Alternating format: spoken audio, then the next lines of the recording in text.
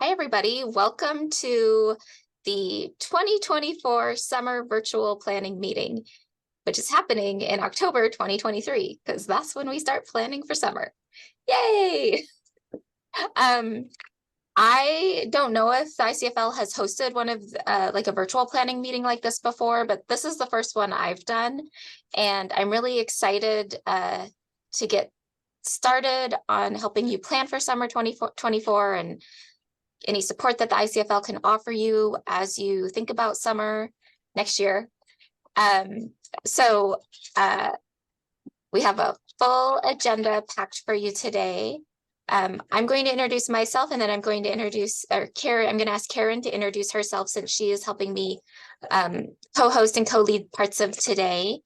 And then I'd like to save space for everyone in the Zoom to introduce themselves so we can see who's here, what part of the state you're from. So after Karen and I introduce ourselves, I will start calling on people and have them, I would like each of you to just briefly share your name, the library that you work at, and then maybe your favorite thing about summer at the library. Okay. So my name is Jennifer Redford. I'm a youth services consultant at the Idaho Commission for Libraries. I also am the project lead on our support for summer reading in our state. I can't do this alone, so a little later you will hear from a couple of other folks at the ICFL who helped me out. I think both of them are on the call because it's a group effort because summer is a big deal in Idaho. And I think my favorite thing about summer at the library is it's a little self-serving, but you are all so busy doing things that I have a lot of quiet time at my desk to write reports and look at spreadsheets. And as much as I love doing webinars and Zooms and meeting all of you and doing all the things, it's really nice to have a week or two where I don't have to do anything except dig into a spreadsheet. I'm kind of a nerd that way, but that's my favorite thing is you're so busy and then I'm not. That doesn't happen any other time of the year. Karen, can you introduce yourself, please? Sure. That was really dangerous to say that you're like, I've got free time in the summer to a group of people. It's not free time. I'm still doing stuff, but it's that's how I heard it. So anyway, my name is Karen Yother. I'm the Youth Services Coordinator at the Community Library Network. My office is in the Hayden branch. We have 7 libraries plus a bookmobile. I just celebrated my 26th year with the library, so I know, hard to believe, but super happy to be here considering all the things going on. I love summer. I always tell people that fall is my absolute favorite season. I love everything about fall, but summer is probably my favorite program because it's a really good opportunity for us to try new things and to see kids when they're not stressed about trying to get points for something or tests, and they just get to read for fun and do programming for fun. So I really do love summer, and I'm really happy to be here, that we have a virtual opportunity to talk around the state about what's going on. So thanks. Thanks. Mm-hmm. All right. Shar, will you introduce yourself next? Okay. I'm Shar Beach. I work at Coeur d'Alene Public Library, mostly in outreach services. And I guess what I like about summer is it's a lot easier to take things on the road in the warmer weather and have you use the outdoors as the program space. Excellent point. Amanda, would you like to go next? I'm Amanda Bowden from the Portneuf Library in Chubbuck in Southeast Idaho. I would say probably my favorite thing about the summer programming is that we see kids here at the library that we don't see a lot during the school year. Just like Karen said, they're busy doing other things. And so we get to see some of those kiddos that maybe we haven't seen for a while. And it's kind of a break from the school year type programming too. It's kind of just a change in scenery. So I like that as well. Thank you. Bethany and Suzanne from East Bonner, do you want to introduce yourselves next? Go ahead. All right. I'm Bethany. I do the teen programs for East Bonner, and my favorite thing for the summer is just all the different programs and outreach stuff we do, getting to be out and about in the community and seeing all the happy little kids' faces when we bring all the cool programs to them. I have a lot of favorite things. Yes. I'm Suzanne, and I'm the head of the youth department. And I think my favorite thing is the excuse to go outside to the beach and the parks. But that's a selfish thing, though. I also, while I love the kids and stuff, I really like the interaction with the information desk on a different level, because they have to administer a lot of the programs, and it really gives me a chance to connect with them in a different way that I don't really have the opportunity to throughout the year. Oh, I love that. Summer as a way to build relationships with your colleagues. That's great. Mackie, would you introduce yourself? Hi, I'm Mackie from Boise. Can you hear me? Yes. Okay. My headphones have been weird. From Boise Public Library, and my favorite thing about summer, yeah, I think probably getting to try new programs is always fun in the summer. I do like going outside, even though it's like more work to take everything outside, but yeah, I think trying new programs is probably my favorite. Nice. Thanks. Timbra? Oh, you're muted. There you go. Hello. I'm Tim Ryan, the librarian here at Weiser.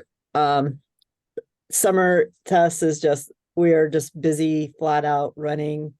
We were just talking about how last July we had something every single day in the month of July. And Wow.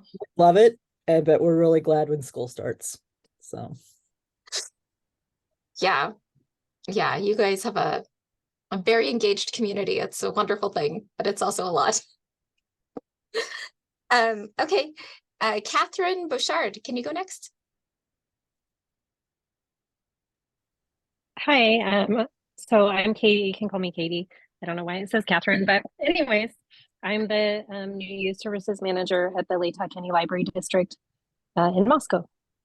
And Oh, I haven't wow. done summer reading before, Congratulations. so but I am looking forward to having more extra space, because we're kind of limited in our library with space for programming. So I'm looking forward to having outdoor space as well. Well, congratulations on the new job and welcome to the community. It's great to have you. And I'm glad you could make Thank it. you. That's great. All right. Elaine Sutter, would you go next?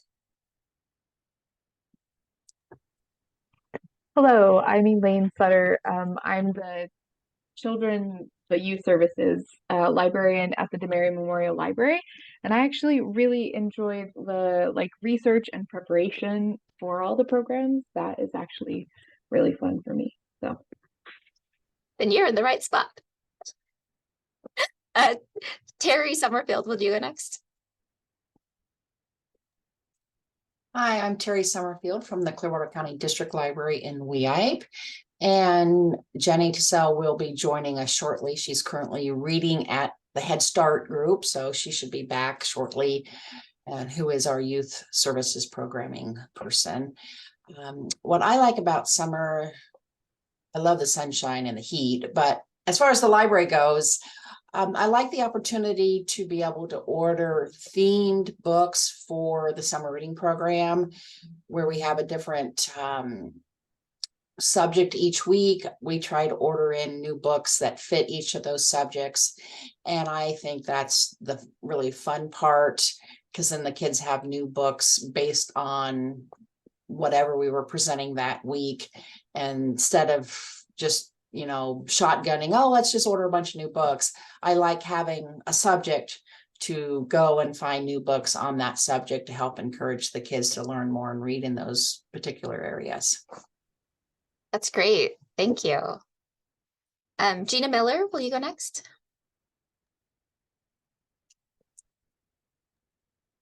Sure. Can you hear me? Yes. Great. Okay. Let's see. My name is Gina Miller. I am from Madison Library District in Rexburg, and I am the children's and teen programming librarian. And let me see, what do I love about summer reading? So the first thing actually that came to my mind was to see all the empty shelves in the summertime, to see all those books that have just disappeared because you know that they are in the hands of children. And I think that that's really fun. But I also I like the activities, and I love the summer STEM that we do. I really love summer STEM. And we always have a really fun kickoff, something that we do with somebody from the community, which is great. And we just have hundreds of people that come, all these kids that come and do STEM experiments during the summer. And it's really a lot of fun. I think that's good. Thanks, Gina. All right, Steph from Camas County, you're up. Can you hear me? Yes. Oh, no. Okay. So I'm Stephanie Jewett. I'm in Fairfield, Camas County Public Library, and I am the librarian. So I do everything here. I was trying to think my favorite thing of summer reading. I really like the summer STEM stuff as well. We had a lot of fun this summer. We got the $500 grant, and we made little robot cars, and we made kaleidoscopes, and it was really, really fun. Usually we do an after school program all year round, but it's the local 4-H leader that runs it, but she doesn't do it in the summer. So in the summer I do it, and it's fun. So I like that. That's awesome. Thank you. Aaron Bernal. Hi, I'm Aaron. I am from Boise Public Library, and I'm at the Hillcrest branch. My favorite thing about summer reading, I think it's just the energy that is there, especially in the first few weeks when everyone's coming in and excited about it, and you're talking it up, and yeah, it's a lot of fun. Thanks, Aaron. As somebody who uses Boise Public Library, I also agree that the energy is really fun. My kids really enjoy it. Bethany. I am from the Community Library Network. I am the Apple branch. Normally we are a quiet library and small, tight-knit community, and I love during summer the chaos. The crowds can be bigger, and as somebody who thrives on controlled chaos, I love it. That's what I love about summer. That is great, because that's a great way to describe a lot of summer programs as controlled chaos. And if you thrive on that, then you are in the right job. Catherine Tanner. My name is Catherine Tanner, and I am the director at Shoshone Public Library. And in the summer, we take advantage of, we have a beautiful park across the street. And so we take advantage of that and do all of our programming over there, because our library is pretty small, but we have beautiful space to do lots of programming, and we get tons of kids over there. So that's super fun. We do summer STEM as well as programming for summer reading too. Awesome. Thank you. Stephanie from Aberdeen. I'm Stephanie Adamson from Aberdeen. I'm the director, and it's great. I finally got staff to do the program, so I don't have to do them all. That was really exciting. So what I love in the summer is just further bonding with the kids. The kids are there, so I get to spend more time doing that. And my second favorite thing is when school starts. That's great. All right. Debbie Allen, would you introduce yourself? Oh, Debbie, I think your audio actually isn't working today. If you want to throw something in the chat, that would work, but we can't hear you. Okay, let's move on. Megan Morrison.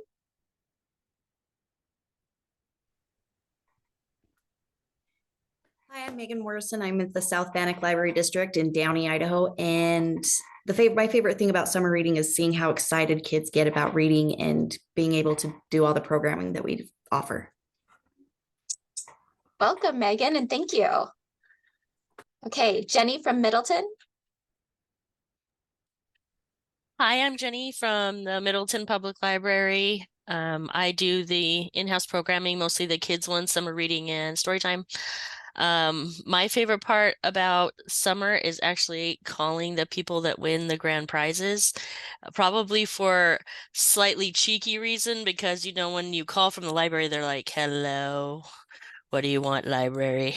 But then their voice changes because they're so happy that they won a prize. So that's my favorite part of summer reading. That is very, very delightful. Thank you, Jenny. Oh, Debbie is from Lewiston, and she also likes going to the parks and getting outside. Okay, CJ, will you introduce yourself? My name is CJ Rasmussen. I'm the programming specialist at the Twin Falls Public Library. Like Catherine, we also are right next door to our city park. So it's always very fun to be able to utilize that for our summer programming and get out there. I also like for summer reading, having a theme lets us try different programs to try to keep in that theme. So I like trying the new things and finding different ways that the library can partner with different things in the community to try to match that theme and bring it in. Awesome, thank you. Brendy, are you able to unmute and introduce yourself? Yeah, it takes a second for everything to unmute. Hello, I'm Brendy. I am new to ICFL. I'm an administrative assistant in the Youth Services Department. I don't have a ton of experience with a summer at the library, but I do have a 6-year-old who is starting to be very interested in reading, and we often walk past the Collister Library on the way to a coffee shop. So that's one place I plan on popping into soon. Brendy is selling herself short. She's already made some improvements to our processes in the few short months that she's been at ICFL, and we're very excited to have her on board. Cheryl Fife, can you introduce yourself? Well, I think I'm different than everybody else. I'm actually a school librarian, but I got a grant to do a summer program last year, and I'm hoping to do the same this year. My favorite part of the summer library is getting to know my kids better and having a more relaxed environment for them. I mean, a lot of times in school, lots of going on. I'm required to do a lot of things, whereas during the summer, it's much more relaxed. The kids can just sit around and read books to me, and I can read books to them. And then we also do more expensive STEM projects because we have less kids than I would instead of the 500 that I serve during the school year. That's great, Cheryl. It's always wonderful to have our school librarians on board. They're more than welcome in all of our spaces. So nice to have you here. Paige, can you introduce yourself? Sure. I am Paige Beach. I am a youth services librarian at Meridian. I'm at the Silverstone branch, and this year I'm in charge of Meridian's summer reading program. So I am excited and scared at the same time. But my favorite thing about summer is I love seeing our families get to have a chance to spend more time together. And I love providing fun, free programming for them to have awesome family time at. Great. Thanks, Paige. And best of luck in the upcoming year.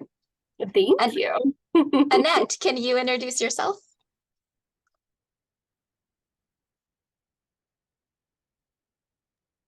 Sorry, cleaning up from an outreach. Can you hear me? I can, yeah. My favorite thing, I'm at the Ada Community Library Victory Branch, and I'm the STEM coordinator there.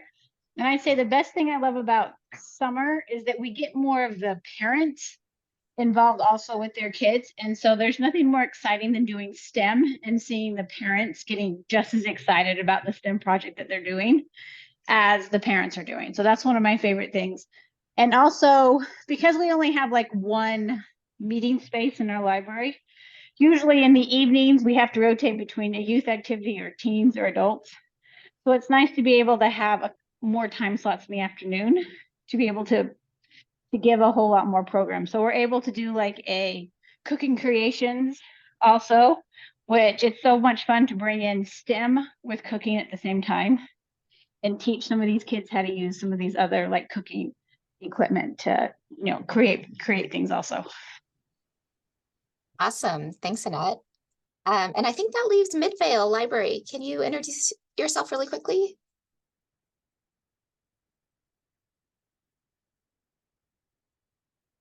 Are you trying to unmute? Try hitting the space bar. That's like the shortcut. Did that work?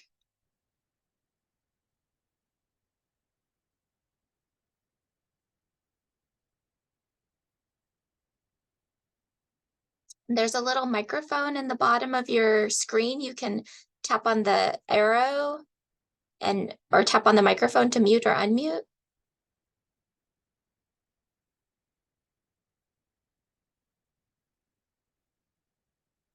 You can also just write it in the chat if that's easier. We won't make anybody struggle with technology. This is supposed to be a fun Zoom.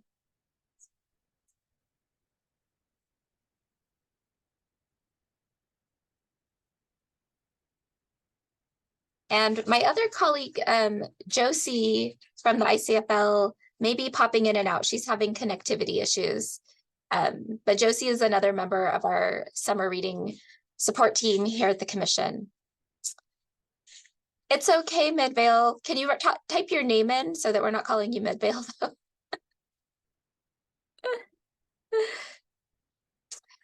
Honestly, when I was at the ILA conference a couple of weeks ago, and I chatted with some librarians from areas that have really low connectivity and how much they hear me, they see my emails and they see the word Zoom and then they immediately say, I can't do that. I just appreciate anybody who can connect with us and make the time and is able to. So I appreciate all of you being here, just in general. All right, let's go ahead and dive in. But before we get started talking about summer 2024, I thought we could reflect a little bit on summer 2023. And I'm going to share a little bit of what I saw from like my statewide view of what went on in the summer. Thanks, Suzanne from Midvale. And then I would like to open up the space for any of you to talk about how your summer went. What lessons you learned, what surprised you about summer 2023, what you might want to do differently next year. So think about that, and I will go ahead and share just this one quick slide. Okay, here's what I saw in summer 2023. We had 151 different library outlets do some sort of summer reading program. And by library outlet, that means a branch or a bookmobile or an outreach division. Libraries kind of determine what those are in different ways across the state, but 151 different outlets did a program. And only 3 publicly funded library outlets didn't do anything this year. So 151 is a record for us, yay. We served, or you all served, 81,849 kids. That's kids 0 through 18 who participated in a summer program, as you reported on your summer reading reports. So that's an increase of 7.6 over last year. I will say it's not a record. We had some really high numbers, over 100,000 in 2019. And the pandemic obviously affected that. And we're still kind of trying to get back to those really high numbers, but this is still excellent and it is an improvement over 2022. We sent out 24,710 Youth Explorer passes so that kids and families could explore Idaho's state parks for free. Thank you to our partners at the Idaho Department of Parks and Rec for that. We purchased 6,556 books through a donation from the Scottish Rite of Idaho. And many of you received a portion of those books. We were really thankful to be able to send many libraries free books. We granted 66 summer STEM grants. Those are $500 grants to do STEM programming in the summer. And $500 doesn't seem like a lot, but it can have a really big impact, especially when it's focused just on that STEM learning. We do have some ESSER funds we did have some ESSER funds this year and last year. And we were able to grant 7 $30,000 summer strategies grants, 41 $2,000 summer support grants, and 8 $7,000 summer school library grants. And those school library grants went to schools to keep their libraries open during the summer months. You may not know this, but about 250,000 Idahoans are not served by a public library district. And in many parts of Idaho, the school library is actually the only library available or the closest library available to many families. And so being able to have a school library open even just a day or two during the summer can improve access for so many kids who aren't otherwise served by a public library.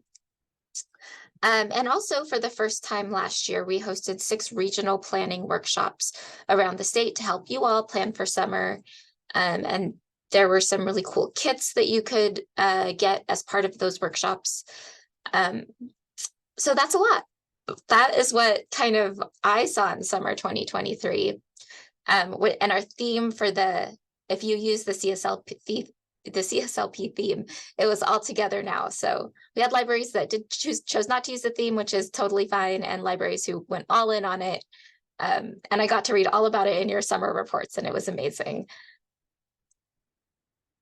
And I'm going to share my favorite story of somebody who did something with the All Together Now theme. And that was a library, I think it was one of the tri-community libraries up in like North Central Idaho. They tied summer reading to support for their local food bank. So when the kids read so many, or the kids and the adults, it was everyone who participated, read so many minutes, that would earn like a food basket or a food donation to the food bank. So they linked their reading and engagement with the library to a bigger community effort to support people in their community, which I thought fit the theme really well and was a great model.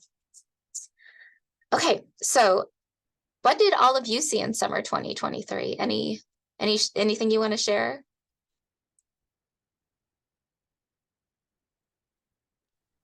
We did a brand new teen summer reading program. We had done teens before, but they were kind of just tied in with the kids and we didn't get much participation from them. So we did a whole different one for them this year. But what really surprised me about it was we offered them, if they recommended a book, if they filled out this little slip and recommended a book, then they could get an extra ticket for a prize. And so many kids wanted to recommend books. We even had teenagers that weren't actually doing the summer reading ask if they could recommend books. And the display was our highest ever checkouts display, was the teens recommend to teens. And so we actually, after summer reading, like laminated some of them and put them around the library with the books because it was so popular. It's great, Jenny. An awesome example of youth choice and voice there too. Great job. Anybody else have anything they want to share from last summer that was great, or maybe something that wasn't? So one thing that we have continued since COVID is doing more of our programs as grab and go style. And we kind of went back and forth this last summer about whether or not to start doing stuff back in-house again, which we do a few things in-house, but our families just seem to be so much happier with being able to do it kind of on their own time. We've had a lot of people comment just how glad they are that they can do it on their own time. They don't have to stand in line for their supplies and be inside and crammed into our tiny little programming space or outside in the heat trying to put together whatever thing we're doing. So we still do a few of our bigger activities like our egg drop and stuff like that in-house, but we just keep doing the grab and goes, and it's been really successful. It's a little more expensive because we have to buy Ziploc bags for every single thing that we hand out, but it's really worked for us and for our patrons. So it's great, Amanda. Thank you. Amanda, can I make a quick suggestion? You maybe have already thought about this. We transitioned from Ziploc bags to envelopes, and then we run them through the printer so the directions are on there, and then we just seal them and send them out.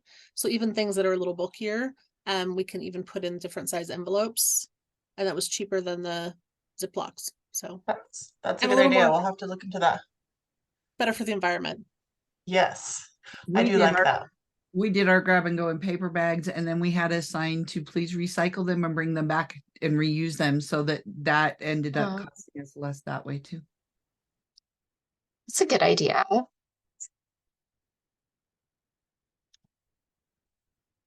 Any final thoughts on summer 2023? I know many of you are probably ready to put it behind you or already have.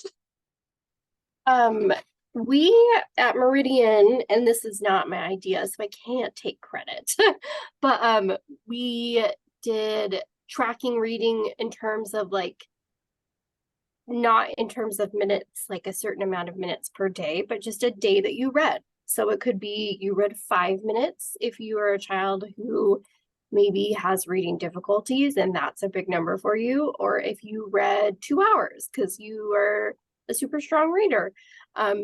And both of those like equal the same amount. And so like the kid who's a struggling reader feels like just as great as those super readers.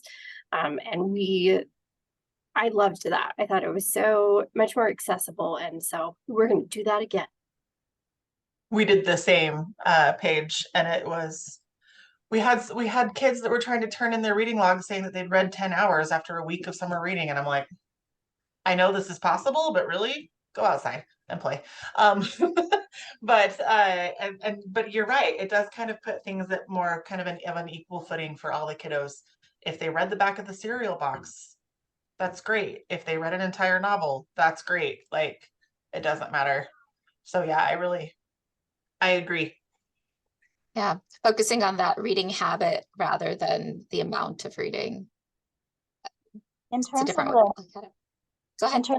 in terms of the take and make crafts, we did, what are they called? Spike tassels. Spike tassels, with like golf tees and like little eye hooks. And we have a children's parade as part of our 4th of July parade. So for the 2 weeks leading up to that, we gave away a lot of those and got rid of a lot of junky ribbon too.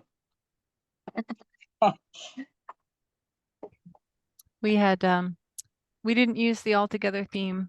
Our youth services librarian just couldn't wrap her head around that. So we did a kind of a camping summer theme, like which probably fit really well with this year's theme. But so we did we were a city library and we have city parks. And so to introduce people to different parks, we went to different city parks for each week, and we came up with this little parks passport for each park. Had a separate thing, and encouraged the kids to come and collect them. And if somebody collected all of them, they got entered into the grand prize drawing. And if you collected 4 of them, you got to pick a prize and out of the prize bin. And so it was kind of incentive to go to all of them. And I expected, some moderate participation, especially as the farther out the parks got, but we were just overwhelmed. We had like 80 to 100 people at every event, and so it was way more successful than I had thought it would be. And so now I'm trying to come up with this year's sequel. That's amazing. All right. Well, speaking of this upcoming year, or 2024, I thought we could move into talking a little bit about goal setting. And I'm going to turn it over to Karen because her group up at the Community Library Network, which I don't know if you're not familiar with that library system, it is several, like 8 library locations throughout North Idaho and different communities that are one system, right? So lots of different cities, communities represented. And Karen's team does a really nice job every year of setting goals for themselves. And so I want to have her talk a little bit about their process. And then while she's doing that, maybe think about goals you might have for next summer. Okay, so for my library network, we have some smaller communities all the way up to larger, as Jennifer mentioned. So I have a small library, this little branch, Harrison. They have just over 200 people. Their space, I think, is just about 1,000 square foot little mobile unit, all the way up to bigger buildings, which are like 23,000 square feet and 20,000 people, which is pretty big for us. So we're spread out over about 1,200 square miles, the area that we serve. And so a lot of what we do is outreach in the summer to different locations to make sure that we're reaching families. And it's also a great time to get out and get some of that vitamin D that we all miss during the winter months. So when we think about summer, and for us, summer is a year-round planning process, and Miss Bethany, who's on my team, would attest to that. We started this summer talking about next summer. We have a meeting on Monday, a big one to talk about next summer. We talk about it as an opportunity to offer programming both that is consistent for our library, but also what are some of those new things that we want to try? We use it as sort of a springboard for those things. Maybe we don't have time or space during the fall and winter. And so our goal in the summer is to utilize our outdoor spaces and partners to test out those programs to see how they work. An example of that was this last summer, we did a program, Totally Untidy Tots, which was a great opportunity to be outside and make a giant mess and see how that would work. People loved it because then their kids could make a mess, not at their own homes, but someplace else. And then is that something that we can incorporate then into our programming during the school year? And if so, what does that look like? What was the feedback from people? So that's a really good opportunity to set that goal of let's try something new, maybe out of the box, maybe super messy, and then how can we, or do we need to offer it in the fall? Another good one that we use as a great template for that is a program Miss Bethany does called Nature Brewery, which is definitely outdoors in the parks, everything about bugs and dirt and birds and seeds and you name it. When we did the program with our friends at Fairgate State Park, they did one on scat, and the kids got to make their own poop and they got to put things in it. They got to learn about the animals in the park, which was a really great program. Do we do it during the year? They do have a program that the state park will bring to the libraries. So there are those opportunities as well. We also started a program, Books and Bricks, which is all about building. So we'd read a book and then use that book as a jumping off point. Those are good programs as examples of what does that look like for setting the goal for the school year? How do we work out those bugs? So be thinking about what maybe you can offer maybe outside of the box for the fall. One of the other things that we do is to really think about our audience. And I know everyone says, well, it's my community or it's everybody, which is great, but we try to break it down even further than that. Is it a group of kids who live in a certain area? Is it families who can't get to us? Is it a school that is, one of our schools, it's 11 miles from the library. So is it that audience? And if so, what does that message look like? And what is our goal for them? Is it that we just get them information? Is it that we offer programs to them? And how do we best serve those communities? We really try to break it down as, what is that information that they need and how do we make that happen? A big thing that we do, and for those of you that love statistics, is to review those statistics. What does that look like from the previous year? Was it something that was popular? Were the days and times good for your families? What locations worked best? So for my wonderful Harrison community, if she gets 5 kids at story time, that's great. For larger communities, they get 5 at story time, probably not the best attendance. So our goal next year would be to find the day and time or location that works best. And then what are those real needs of those kids? What's sort of happening? Those of you that work with teens will know that their interests can change with the wind multiple times a day. And so planning for them can be a little tricky. I love the cooking programs that were mentioned. We also do cooking programs, and that is always a hook because it's food and kids love to eat. But what are some of those other things that, kids would want to do? Yesterday, I was at one of our libraries and we had handmade scarves and hats that someone had donated for teens. And these boys came in, and I tell this story because it's really interesting. So the boys came in and they wanted to know if they could have them and if they were free. And I said, yes. And he put on the scarf and he says, he's like, this is so comfortable. He's like, I wish I knew how to do this. So that's a little kernel, right? So what does that look like? Do we offer a program to help teach kids some of those skills? So the goals would be to sort of, match those skills with programs. So that's kind of how we do it sort of in a nutshell. And then we start to throw everything at the wall and hope that something sticks. But we also have our basic programs that we do. And then what are those fun things that we want to do in addition? So not that story time's not fun. Story time is the most fun. Story time is so much fun. We were just talking this morning that we wanted to make a giant vat of slime next summer, but we're trying to figure out why.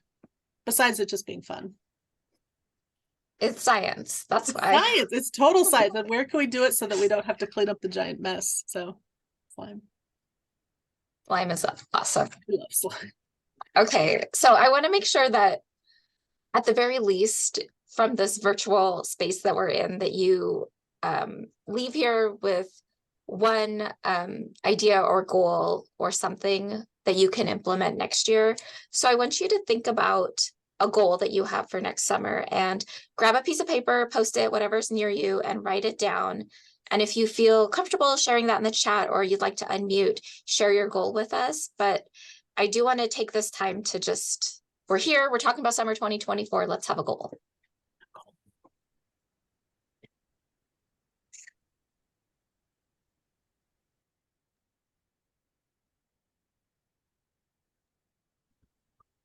I'd kind of like people's feedback. Like last summer, we sort of did a camping theme, and at the parks of course lend themselves to nature study. But I was thinking like adventure begins at your library, maybe something like 7 parks, 7 continents, and try to do a geographical thing. I'm not really, what does everyone think about the theme, fitting the theme like that? There's something in the manual to the 7 Wonders of the World. And there's some great books for kids in the juvenile fiction section on that. So I think you could. Has the manual come out yet? I've been waiting to hear, but it hasn't. Well, how do you know, Karen? I have no idea. Not fair. We will share a sneak peek at the manual today. Okay. So you'll get a little look. We're still waiting for CSLP was supposed to mail it to us this week. So as of yet, it has not arrived in our mailroom. But let me tell you something. We've got our mailing labels ready to go. We have the little tags for the USBs ready to go. We've got envelopes. We are just waiting to get all of those out to you. So as soon as we get them, we're ready to turn them around to you. They didn't give you the secret code? I have the secret code. I've seen it. I can't share it until we get the stuff. But I was able to share it with Karen since she's going to present about it. Oh, okay. That's so. Yeah. Karen's helping me out here, so. So one thing that we did this past summer that we will do again this summer is we did a Trails and Tales. So we partnered with a local environmental group, and we did a little 1-point-something mile hike once a week for the storytime crowd, and stopped 3 times during the hike to read a book and do flannel boards. It was pretty fun, wasn't it? Yeah, it was really fun. And we put one of our high school interns got to like play a big part in that. That was her thing that she learned how to read at Storytime through that program. That's great. Oh, let's see. In the chat, Debbie from Lewiston is planning a camping theme with Adventure Begins. And Terry at Clearwater and WeIP says that one of their goals is to reach many of the new families that have moved into the community. You know, summer reading, it can be that hook to get the new folks in. Does anybody else want to share another goal before we move on?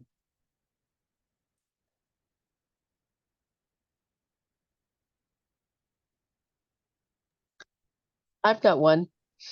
Great, Cheryl. We've had quite an influx of Spanish speaking children this year. And so I'm hoping to do increase my Spanish collection, but also to find ways to reach those kids, which is different than, having posters that are in Spanish and finding ways to talk to the parents, who obviously a lot of them don't speak any English at all.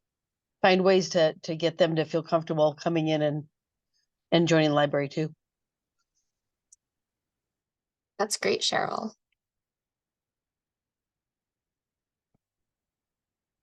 Okay. Well, since we were talking a little bit about CSLP, it is a nice time to give you a preview about the artwork. So if you've been on the CSLP website, you maybe have seen some of this, but I have some slides to share with you. So I will go ahead and do that. Oh. And I don't know why. Okay.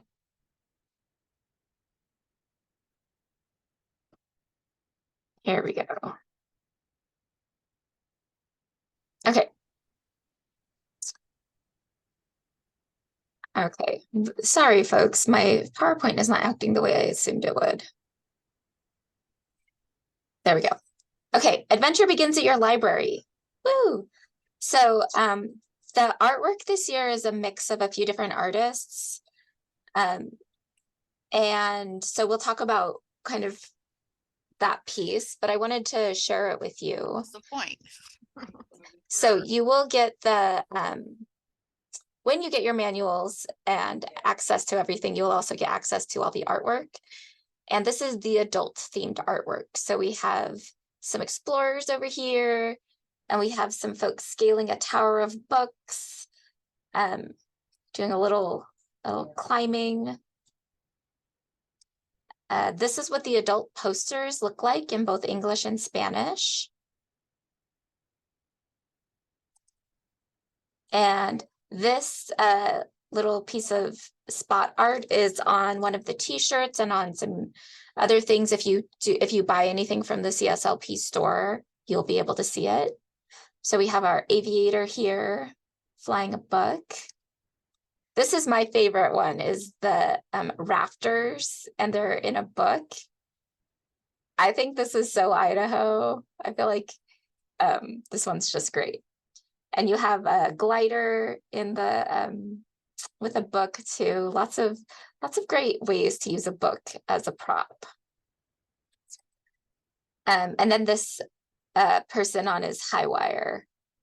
And this one is, I think, one you see a lot on some of the social media images for the adults as well. Juana Martinez Neal, who I know from the book Fry Bread. She's the illustrator of Fry Bread. She is one of the, she was the author who did a large portion of the art, but it wasn't quite what was needed for the whole scope of the program. So a few graphic artists filled in some others pieces. So I love this couple and their compass. And then we have things, you know, it sometimes snows in summer in Idaho. So if you have people skiing in the summer, which we did a little bit this year, you could have used this piece of artwork. The artwork can be used year round too. So you aren't, you know, if you want to use it before the summer, you have this skier going off the ski jump.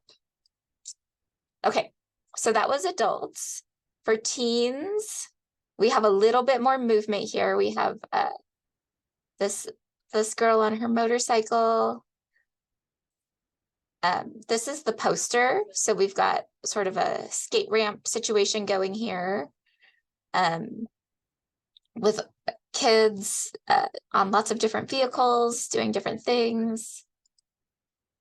This is sort of the spot art that you can take and use easily when you have access to all of the digital materials for your promotional and marketing things. You have someone listening to an audiobook, which is great.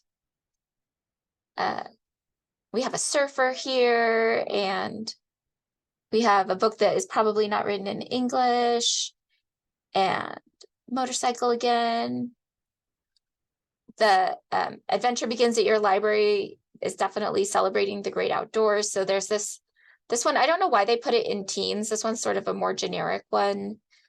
Love my library, and she's got the book tent there and all the animals. And again, here's a kind of a close-up of the book half pipe. And this is the children's artwork. And just so you know, CSLP separates early literacy and children's out. So this would be more for school-age kids. And then there will be another set of artwork for the early learners.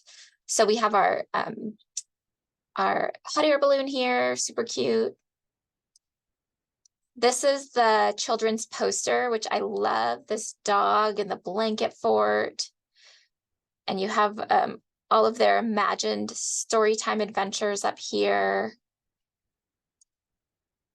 There is this kind of spooky image, which I think you could, if we get the artwork in time, you could grab it for the fall, for Halloween. And there's a close-up of the hot air balloon. This is sort of just spot art of the blanket fort. We have, you know, kids reading on a iPad or some sort of device, reading with a flashlight, stuffed animals. I love the Yeti reading the book. And this is a good like campfire image too that you can use of reading ghost stories. The little boy's reading a ghost story and the ghost is reading a story about a little boy. And the early literacy artwork is done exclusively by WANA. This is the early literacy poster, super cute. We have kids, little ones climbing trees, little baby, got all their imaginary friends with them. Here's some of the spot art that you can pull for your marketing. We have the pirates on a Braille book, so cute. And the artwork this year, some of it is also available as black and white clip art. That was seen as a need that many libraries had, was to have this a little bit more flexibility with the images. So some of it is available as black and white clip art. Here's some more examples. These are what some of the bookmarks will look like, which are just sort of like very similar to the posters. This is some specific, if you get t-shirts or hoodies, they have this design on this gray hoodie. Here's what some of the t-shirts look like in the different colors. They did switch t-shirt companies, so the t-shirts this year are softer and more true to size, not as like giant and boxy. Some other products that are available that are new this year. This is I think they usually have backpacks like this, but this is what it looks like. They found these picnic tumblers were really popular last year and they sold out of them a couple times. So that's sort of a generic one that's a Love My Library one. So if you're looking for an incentive or something for adults, this might be a good option. Carabiners. They have slap koozies, which are a thing. So I did want to review the rules of use for the artwork and the manual. So you can use the items from the manual and the artwork year round. If you're using things from the manual, like activity pages, you need to credit CSLP and you have to include the TM symbol with everything that has it. Similarly, you can use the artwork in a lot of different ways, but you need to use the copyright embedded images. So you need to use the ones that are downloadable from CSLP, and you can't manipulate them without, or you can manipulate them for accessibility purposes. If you need something to customize something, you'll want to contact CSLP and get their okay. And all of the manual items from 2017 to present, you can use at any time. So if you really love Adventure Begins at your library and you just want to make that your summer reading theme for the next 5 years, you are free to do so and use these materials. If you want to use the materials during a fall program 2 years from now, you can do that. So there's not a lot of restrictions on that. Prior to 2017, there used to be some restrictions on use of the materials, but we have a good 6 years now of no restrictions. So you can't copy or distribute the USB, which is why I can't just like send you the stuff from CSLP.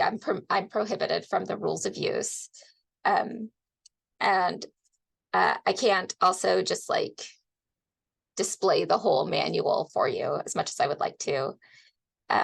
Here's some information about not removing, again, the trademark symbol. Oh, you can't offer CSLP stuff for sale. And you can't alter the size or do, other than changing the size of the artwork, you can't alter it. And you can't contract with third parties to produce items that are similar to what you can purchase from CSLP. So if you want to do your own picnic tumbler, you can't use the CSLP stuff to design your own picnic tumbler. But then there's lots of things that you can do with the artwork or the logo or the manual. I'm not going to read through all of these. We will send out this this PowerPoint, and then this will be in the recording too, but it's a good review for what you can and cannot do with CSLP stuff. Okay. Any questions or reactions to the book or to the artwork? Any favorites? The art makes me really happy this year.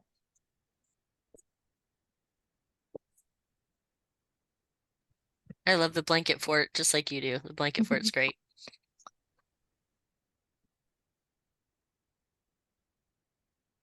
And the skier. The skier, yeah. Yeah, CJ likes the older couple on the compass. Yeah, that's a really beautiful image. Nice colors this year. They did a good job of making the graphic design pieces kind of blend in with Juana's artwork too and her illustrations. Love the pirates. Yeah, the moose tent and the kid reading isn't on kid shirts. I agree. I mean, I guess you could try like extra small adult shirts. See if that works. I like the Yeti. I think that one's really cute. I like that there was a little bit of everything because you had pirates. So if you want to take it in that direction and go more fantastic, you had same thing with Yetis. You could go more of the paranormal sci-fi. They had sports, they had imagination. There was really a lot there to leave it open-ended. Yeah. Yeah. And you can use it all throughout the year. And I thought a lot of the images were very Idaho, like the rafting one, the skiing, the tents. We can't always connect to the theme, especially like the ocean theme. It's like, oh yes, Idaho is so near the ocean. That one was, I think, a little tricky. But this one I think is meant for Idaho. Yeah, lots of fun possibilities for the theme. Okay, so we have not used the CSLP theme for several years now, just because the other library in our community does, and we want to stay different from them. Try to give people some variety. Anyways, but this is nice because our kind of like unofficial theme for the last several years has been Portneuf Library Summer Adventure or Reading Adventure. And so it always kind of has just this overarching adventure theme. So I'm just really excited that we can get like some branded stuff that goes along with that for cheaper than what we can do it ourselves, like through CSLP, which is nice. And so we can kind of incorporate the theme a little bit this year again, or some of the materials that are provided. So I'm excited about that. Yeah, maybe stock up for next year too, if you're always doing adventures. Right. So I guess that's kind of my question. If I bought, 4,000 bookmarks with the adventures, I can carry on using those until they run out, right? It's not, there's not limitations with the merchandise. When it's gone, it's gone. Okay. Nope. But they won't always be in the store because they do have to switch up their inventory every year. So yeah. But you can continue to use the artwork for years to come too. Okay. Well, now Karen is going to give us manual highlights and talk about what we can find in the manual, which all of you will receive at some point, hopefully in the next week or two.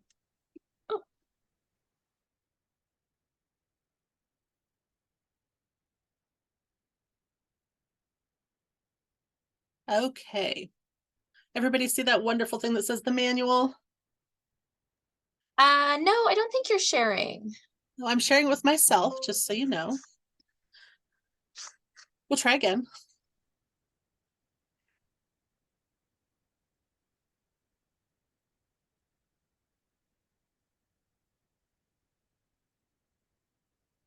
Now, do you see the manual? Yes. Okay, good. Looks Well, I good. shared it with myself and I agreed.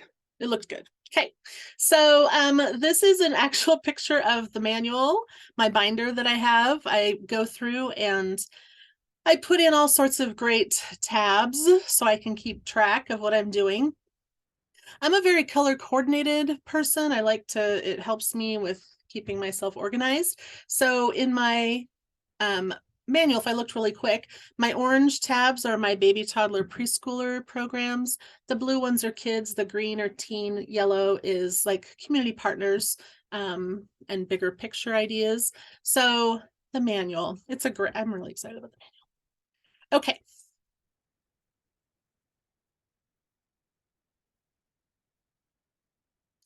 So we're going to go through and just talk quickly about a couple of the ideas that stood out to me. One of the things I love about using the manual is I go through it really quickly the first time and just see what gets my attention to see if maybe there's a title of a program or if there's an idea for a partner or an activity that gets my attention, make my notes with my wonderful Post-its, and then come back to it later.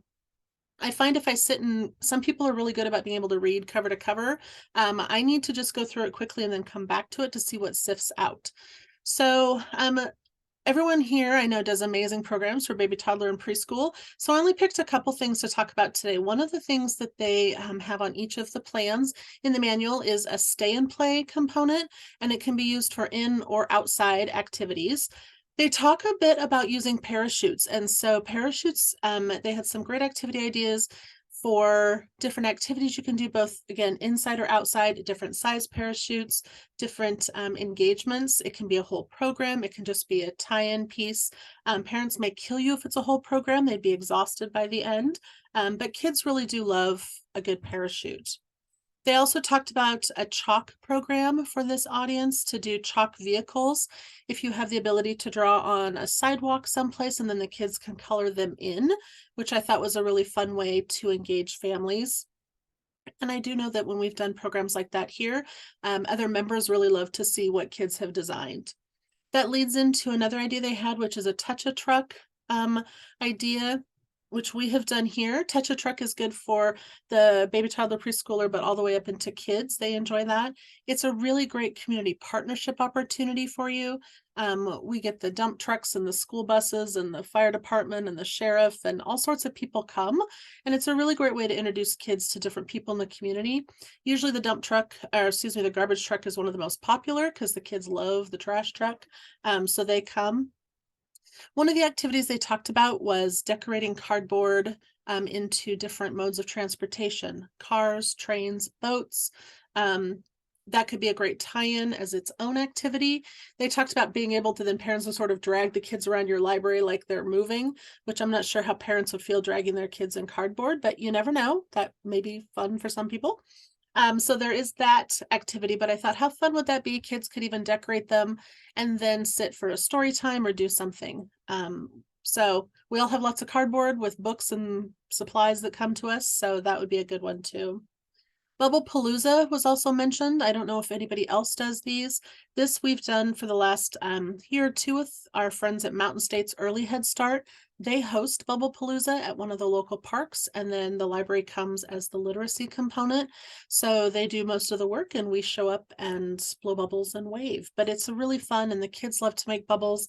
And it's a great way to have people, they can take it home and do it at home as well. So those were just a couple of the big baby, toddler, preschooler ideas that I think would work well, like I said, for any size community in the library or outside.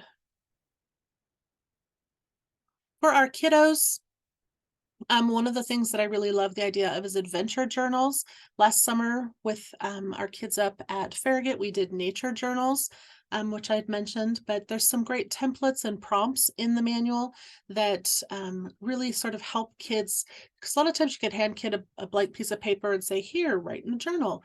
But it really gives them some things to think about to help them with their summer exploration. And that's might be a really great opportunity to partner with local parks, whether it be your city park, county parks, or state park. They can maybe have some things that they can put in there. I know Shar mentioned where they did the 7 parks and sort of the passes to the different parks where they can get a stamp if they come to a park. But again, it gets kids outside exploring their community. The next piece to that is a virtual national park visit, which I did not know was a thing. Some kiddos have the opportunity to travel like that in the summer. Many of our kiddos don't. And so doing virtual national park visits, it is $25 for the virtual pass for your library. But what a great program to explore these different parks in our country so that kids can go see them. And then when I was a kid, I loved choose your own adventure books. And so they have a choose your own adventure party idea. I'm not sure exactly what that would look like. Some of the ideas that they had in the manual were that kids would do it just like the story and they would sort of pick where the story went. So I think there's some flushing out for us here at our library, what that might look like. If they do a certain activity, does it lead them to another activity? But the Choose Your Own Adventure books are all great themes. And so I think that it gives lots of opportunity for us to have those different types of programs. And Choose Your Own Adventure just leads them back to books. Another thing that they talked about was an adventure obstacle course, which I thought would be really fun. It could be based on all sorts of different types of books. So the jungle swamp or the saber-toothed tiger or caves and bats. I think that that just lends itself to so many different opportunities. You can create the obstacle course yourself, or you can have it where the kids get to create an obstacle course. Maybe they work as a team and they create something. But I thought that would be really a great opportunity. It would be a good opportunity for partnership if you have a school that could loan you some of their maybe equipment so you don't have to buy hula hoops or different pieces that you might need for that. We've also found that many of our local churches are really happy to partner with us because they have big parking lots and big spaces so that kids can come and build. A lot of them also have maybe big gyms that libraries maybe don't have access to in the same way in the summer. But I thought an adventure obstacle course would be lots of fun for kiddos. They also have a sensory scavenger hunt, which I thought was really fun for all ages, actually, and it'd be great for in or outdoors. It can be a really active program where you have kids exploring your space and doing different stations, but it also would be good as a stealth program or even a home activity where you could have them spend time during the month of July doing this, and maybe they come back in and get a prize of some sort when they've completed their scavenger hunt. But it has the touch, smell, sound, taste, and sight, all of those senses that we want kids to explore. So I thought that was a really good program idea. Next summer, you might know that it is the Olympics, and we have a staff member here who loves the Olympics, so we celebrate them every time they come around. So July 26th to August 11th in Paris, they'll be celebrating again. Olympics are really fun activities as well. Good opportunity for partnership again with a school. Maybe you have a local gym that would let kids come and do activities. But we have done water activities. They get an Olympics themed snack. But that's a fun one to engage kids with something on the global level and really encourage them to maybe learn some new sports. And lastly, for our kiddos, a glow party or a program on lights and shadows.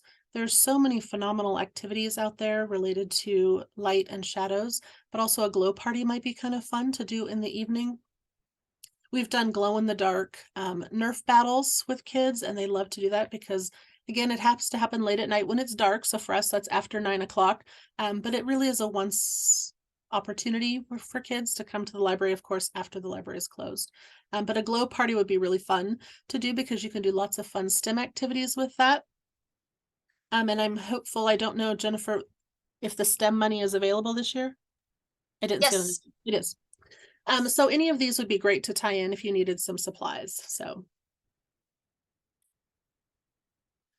for your tweens and teens, something that they talked about was a memory board. And I know that a lot of times that's more of an adult program, but you can do that so they can do it for home or maybe to decorate their lockers. So maybe towards the end of summer, if you wanted to do something, what they did over the summer, some of the places they went.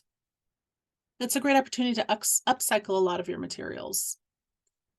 An ultimate road trip, where would they want to go? How long would they want to be there? Who would they take with them? What car would they go in? But also, if you have other tools at your disposal. So we have Cubeto. I don't know if anybody else has Cubeto, but he's all about maps and coding. They also said to tie in Mario Kart, which would be really interesting. So kids could do Mario Kart at the same time. And they also have a road trip bingo template. So you could have a really fun party for kids talking about the ultimate road trip. Building virtual worlds. We know that kids love to be online. They love to be sort of in that virtual world. And so they have a program on how to do that in the gaming world. One of the programs that we have offered prior is Bloxels, where kids can take these colored blocks and create video games for other kids to play, bloxels.edu. And it's a really great, fun tool for kids to learn really what it means to build video games from the ground up. We know lots of kids are engaged with like Dungeons and Dragons, and the others have just escaped me. All those fun things that they're on Roblox, I think is the other one. Minecraft, all of them. But this is also another tool for them to learn truly the basics of building games. To counter the virtual piece, there's also lots of fun board games that you can do. And then you could also even just have out, I put Legos, but then anything to build with. Like if you were to build your own world, what would it look like, and have them build it? And I think you could really get some fun things built. You can have that as an activity they do at home and bring in for a display, or you can just do an afternoon or evening build. The idea of time capsules for kids and teens, especially, time is such an abstract thought, but they have a really great template to help them sort of capture that moment in time. And again, another opportunity to upcycle your stuff. But time capsules would be fun, and you could have, an invite for them to come back the next summer to open up their time capsules. So it would be a great way to bring them back the next year and say, bring those time capsules and have a party to open them to see, look back at all the things they loved at that time. A Bake Squad, there was an activity in there about a cupcake challenge for building an adventure cupcake. We've done Bake Squad at our library for a few years, and it's always wildly successful. Kids love to bake and create. I will say that program is probably one of our more expensive programs, buying all of the supplies for the cooking program. So maybe if there's someone in your community that would be willing to make a donation to help with offset those costs, it's a great program though. In the summer, a star party or a moonlight hike for your teens, again, late at night. So we have our friends at Farragut State Park. The park rangers are the ones that lead our moonlight hike. And then the star party, they talk about a constellation party as well in the manual. So who could be your partner for that? So that kids could really just go out and explore in the evening. And the last activity that I want to mention today is the summer playlist and album covers. If they were to make their ultimate playlist, what would it be? And then the album covers is like if this is an album representing themselves or their lives, and then put those on display at the library so that people can see them and really get to know teens and kids in your community. I hope you all have a marvelous summer. Thanks, Karen. You're welcome. Okay, now you're probably like way more mad that you don't have your manual to look through, right? I'm so sorry. Is there anything that it's coming? I hope as soon as I get it, you'll get it. Is there anything that stood out at you or that you're excited to try?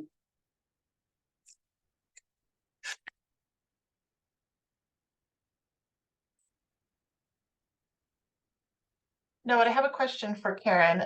When you do like those kind of out of the library, so not like in a park that's close by, but like you talked about, like the moonlight hike or some of these things that happen with teens, how do you navigate kind of the liability side of stuff with that? Or do you even worry about that? You don't worry about it? No, and usually, so for us, from my library here at Hayden out to Farragut, it's 20-minute drive. So Bethany's closest at the Athol Library, and most of the parents, we also then offer something for the parents so they sit and hang out. And so that way the parents don't have to, because no parent wants to drive all the way out there, drive home, then come back and then go home. So we have something for them as well at the same time. We haven't had an issue, and I believe, and I'd have to double check, but I believe our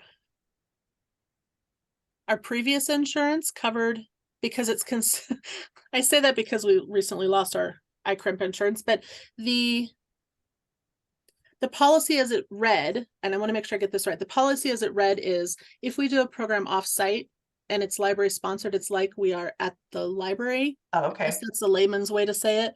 So we don't worry about it in the sense of we don't have any parents sign off on things. Okay, that was my next question. Do you have them sign any kind of waiver? We used to when we did our Nerf battles, and our attorney at the time had said that actually opens us up for further liability, which I thought was interesting. So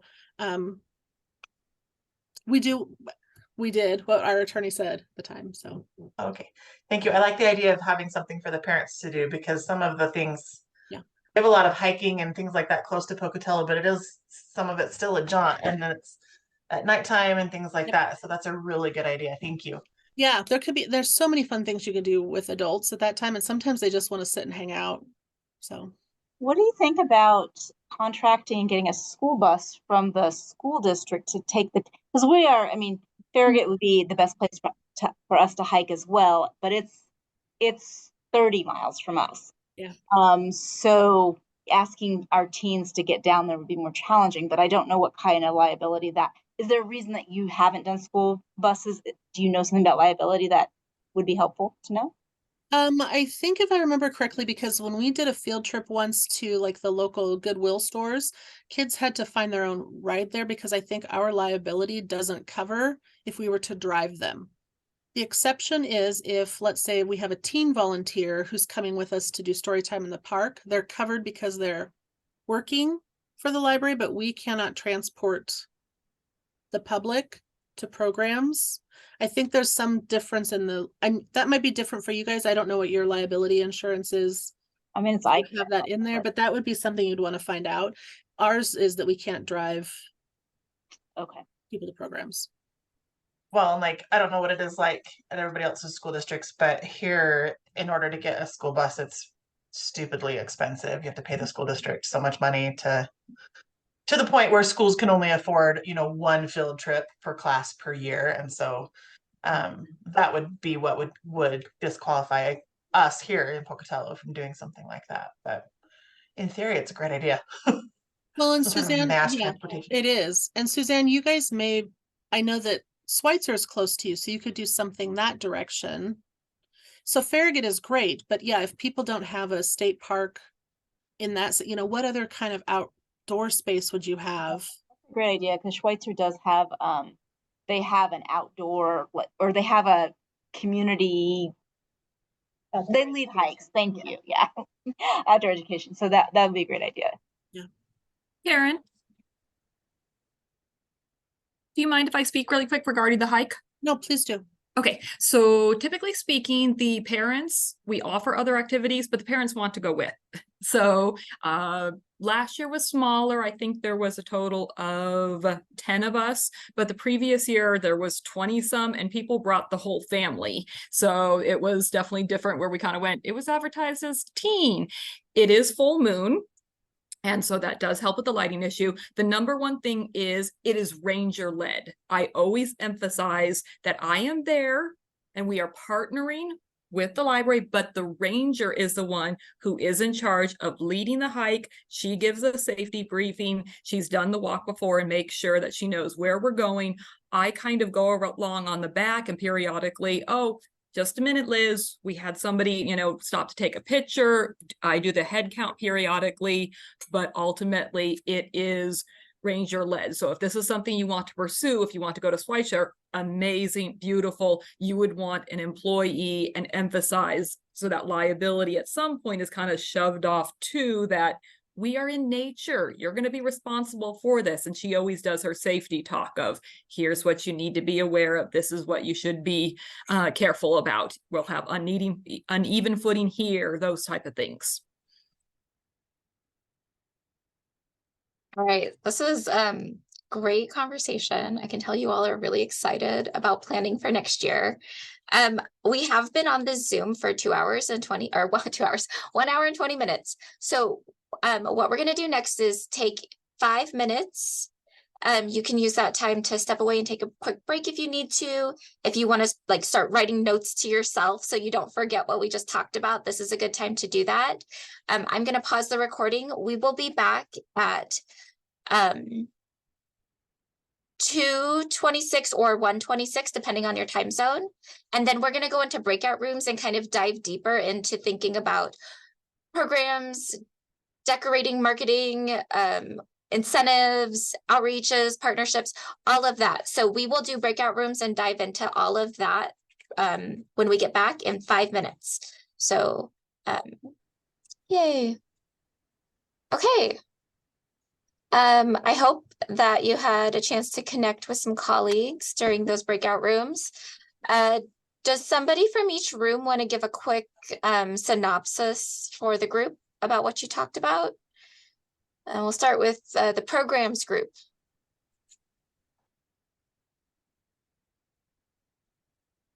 Oh, was that us? Sorry, programs incentive, sorry. I think it was a really good conversation. I think that we did talk about some programs. We really talked quite a bit about sort of what the prize structure looks like and the incentives and what that may look like. Grand prizes versus monthly. And how do you find the right prize? It's sort of hit and miss every year.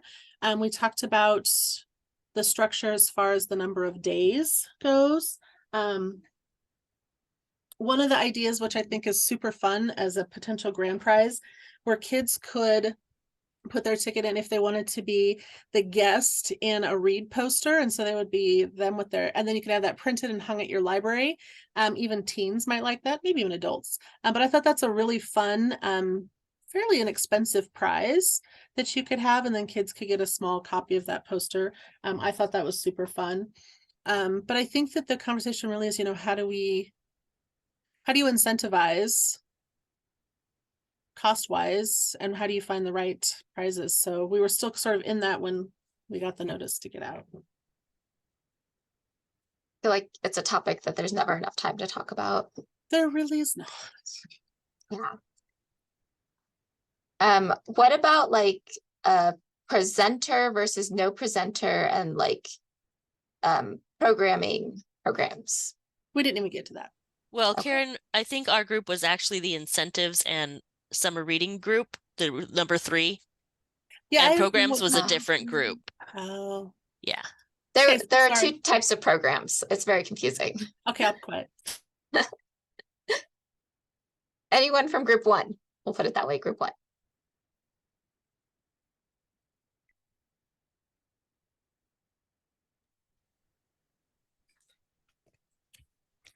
So we kind of got off topic a little bit, I think, about the presenters versus non-presenters. Sounds like most of us have a kind of at least, and correct me if I'm wrong, anybody from when I was in there, but a little bit of a mix. There are some special presenters, but as well as just a lot of regular, just librarian-led stuff. Kind of just talked about what we typically do and what we might move forward with for this next year. So one group, somebody was saying that they are really taking the theme and going less of like just like general outdoors and doing more of like adventures or like around the world and doing like a passport that way. Boise was talking about maybe doing like working with their parks department and doing like a park passport, and so they have to visit all the parks over the course of the program, and some other kind of programs like that. Nice, thank you. Anyone feel free to add anything I missed.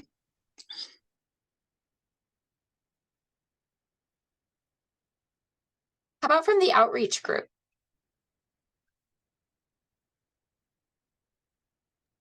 We kind of went a little crazy with the Post-it notes.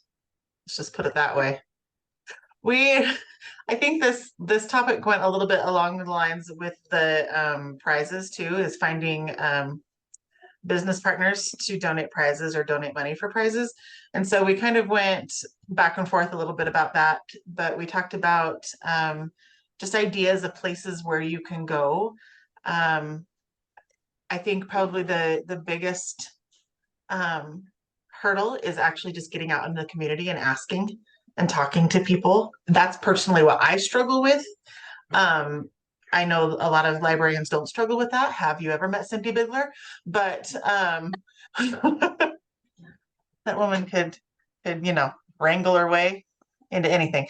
But one thing that I thought was pointed out was that East Bonner, they talked about that sometimes you can get, even if they can't give you something completely free when it comes to like a prize or a donation or something like that, you can get something at a discounted rate and then get your friends of the library group or that something like that to help pay for that, using your friends or your library board to help you find partners. So